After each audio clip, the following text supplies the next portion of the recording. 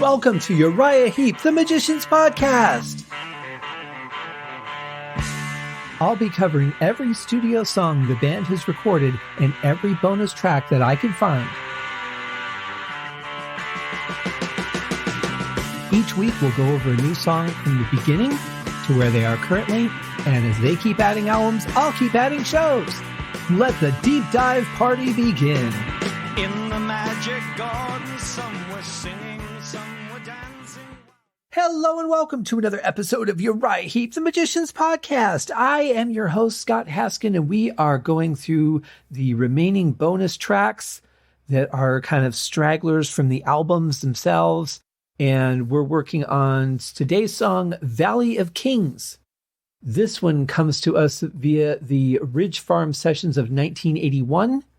It was released on the Time of Revelation compilation, as well as the Still Eavy, Still Proud compilation that came out in 1990 with the deluxe edition in 1998. Our lineup on this one is, once again, Peter Goalby on vocals, Mick Box on guitar, Bob Daisley on bass, Lee Kerslake on drums, and John Sinclair on keys. That is, that's pretty much what I know about this song. And as with, most of the songs on the season, I've not heard of this before, so it is going to be a first time here review. Let's get right into it. Here is Valley of Kings by Uriah Heep.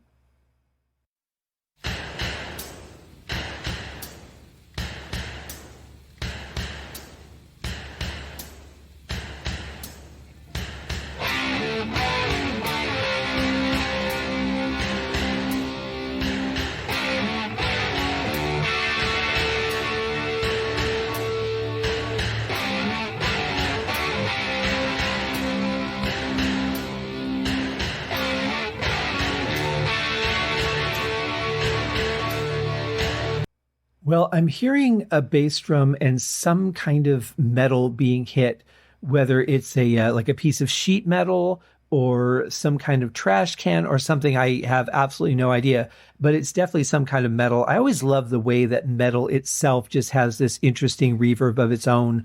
It's a very unique sound. I like using metals in my music when I can, when it's appropriate. But this fits. It's, at first, of course, the first thing that comes to mind whenever you hear that beat is We Will Rock You by Queen.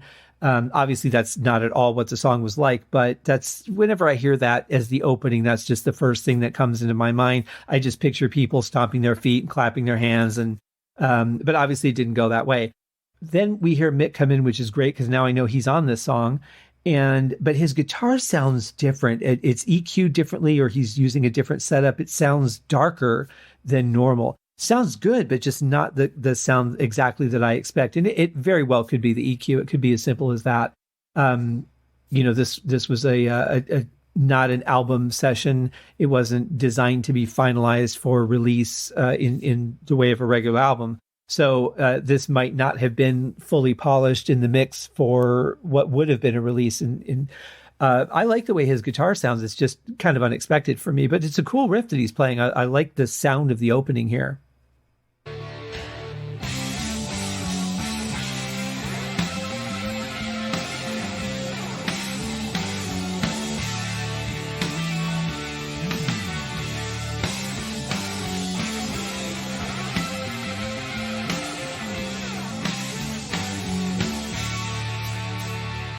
This definitely has a weird balance to it. Right now, what I'm hearing is the guitar that's just a little bit towards the right of center, and then the organ is way over to the left. I'm not hearing a huge amount of bass right now, and the drums are, he's playing a very heavy sounding snare, but he's also, riding on the crash cymbal, so that distorts the sound a little bit as well. It sounds good. It's just the balance is a little bit weird for me.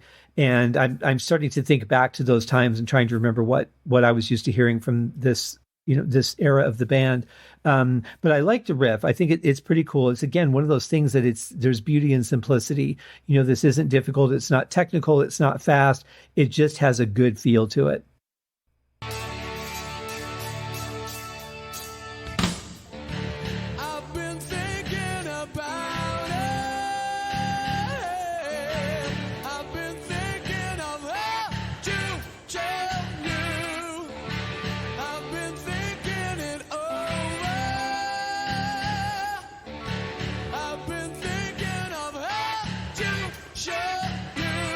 I wonder if there's a synth bass that's going on top of Bob Daisley's bass, because that definitely sounds like a synthesizer as well. And it kind of reminds me, and here I go making another really bizarre comparison, but it kind of reminds me of that bass in Thriller, in the middle section right before Vincent Price starts talking. It's similar synth to that. This is much deeper though, and darker. It sounds good, but it's a crazy layer. And of course, Peter Goalby sounds great, singing very strong as always. He's such a consistent singer, somebody you can definitely always count on to deliver. Of course, I could say that for the studio.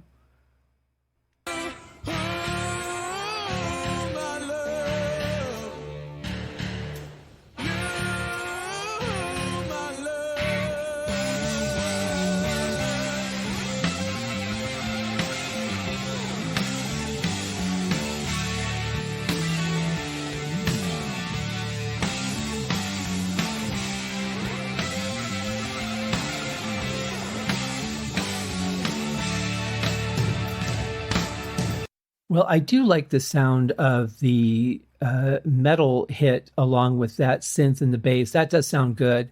But it was weird because we heard a snare. I thought it was going to get into a full drum kit, and then it just went out of that really fast. And then we've got this part that really, it seems disjointed a little bit to me in the way of, Mick is playing very straight through this. Bob Daisley is really adventurous here.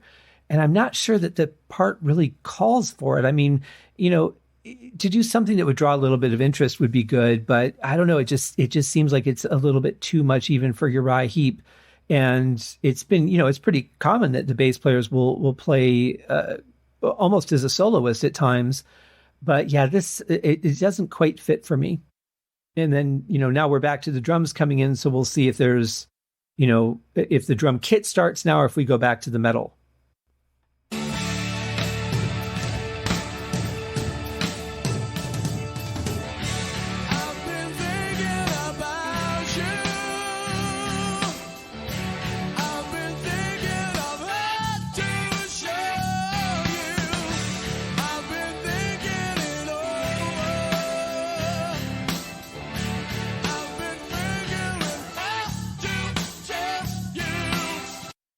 Okay, so the fill transitioning into this part, I'm a drummer, and that was a little too much for me. I just thought it wasn't going to end. I thought the rest of the song was just going to be him doing this fill.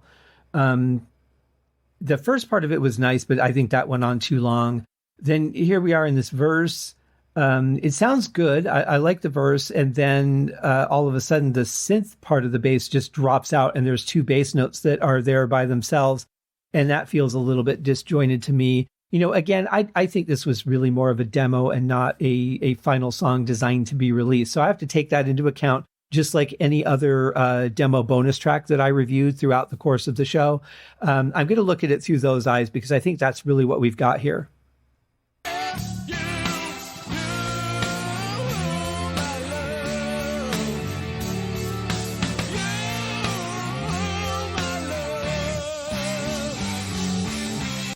Yeah, it really feels empty now without the thicker bass. And it's weird to have the thicker bass during the verse and instead of the chorus, because the chorus is typically where things do get thicker. The verses a lot of times are thinned out to leave room for the vocals, for that story to come through.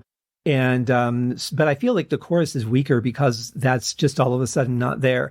The other thing too is, with these continual crash hits in this transition here, I could barely hear the bass drum in this song. I could hear it in the beginning when we were hitting the metal, but I can't hear it at all here. So it doesn't give those crashes the right punch. And it just feels too light and airy for a song that has, kind of a heavy feel to it, or should have a heavy feel to it.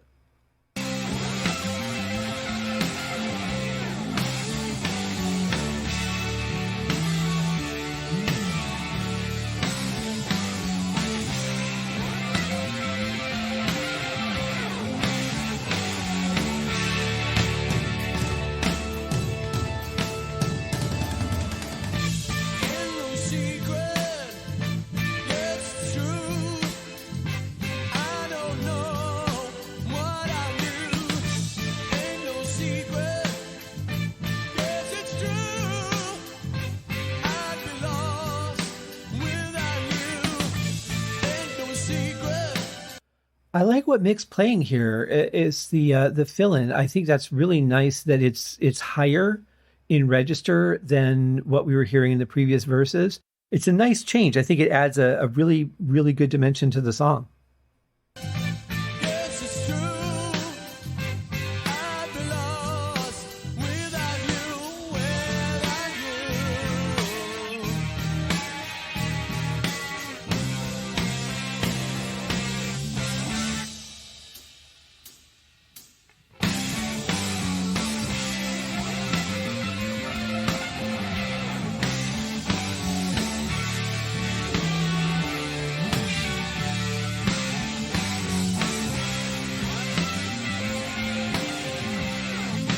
Yeah, I really like this part. I think it's got a good feel to it. I'm hearing just maybe a slight flange on Mick's guitar. It's really subtle, but I'm hearing something there. I think it's a light flange, but I really like what he's playing there. It kind of reminds me a little bit of Tears in My Eyes. The guitar sound is a little bit similar to that as well. But yeah, this has a good feeling to it. I really like it. That stop was a little bit long, but this part's pretty cool.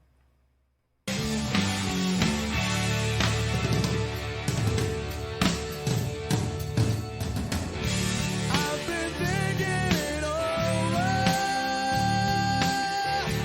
I've been thinking of how to show you. I've been thinking it over. I've been figuring how to show you, my love. My love.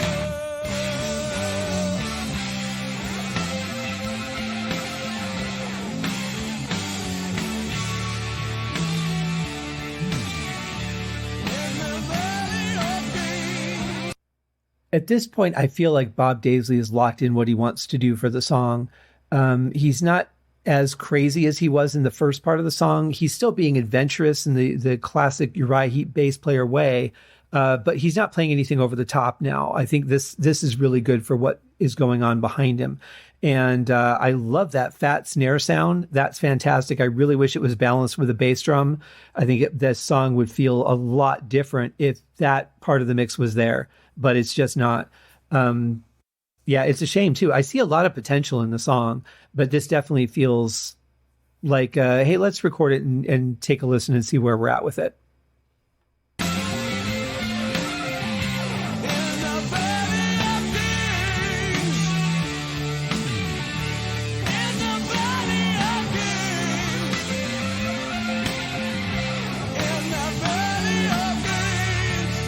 I like that organ run too. That's pretty nice. It fits in really well. It's kind of unexpected, but it's been different every time he's done it too, which I like.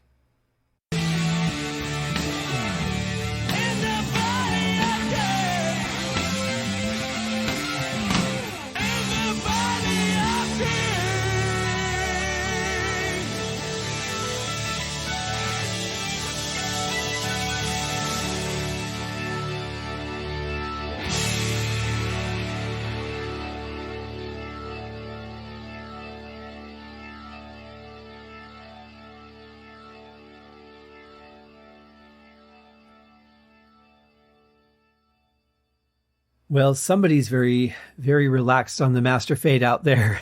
That was a long fade out for it just being an organ. Yeah, it's a pretty good song. I really look at it more as a work in progress. I think that this song had some potential, maybe would have needed some lyrical changes, like, I've been thinking about you, might not work because of other songs that they have, thinking about like, that's the way that it is, and might just be a little too close to that. But I think with a few tweaks, this could have been a very solid song. It's kind of neat seeing it in a developmental stage, and I can't specifically think of anything off the top of my head that it turned into. There may be something, but nothing's coming to mind at the moment. But yeah, it's a decent song. I would say not one of my favorites, but I wouldn't necessarily skip it when it came on. If I was listening to an album and it was on there. But yeah, I'm glad that we get to cover this. This is kind of the catch all of the bonus season that I had expected. We've been so used to listening to final polished songs for some time. And even a lot of the bonus tracks in the last few albums were really just edited versions of the studio track. So we haven't really had any, true rarity bonus tracks in a while. So it's kind of neat being able to revisit something like that and just see where they go. I wouldn't say thumbs up or thumbs down for this one. I would just say, I wouldn't turn it off if it came on, but I don't think I'd be like, oh, wow, I really want to hear Valley of Kings today. I really need to hear that. Just because it's underdeveloped but it definitely had some potential. I'll leave it at that.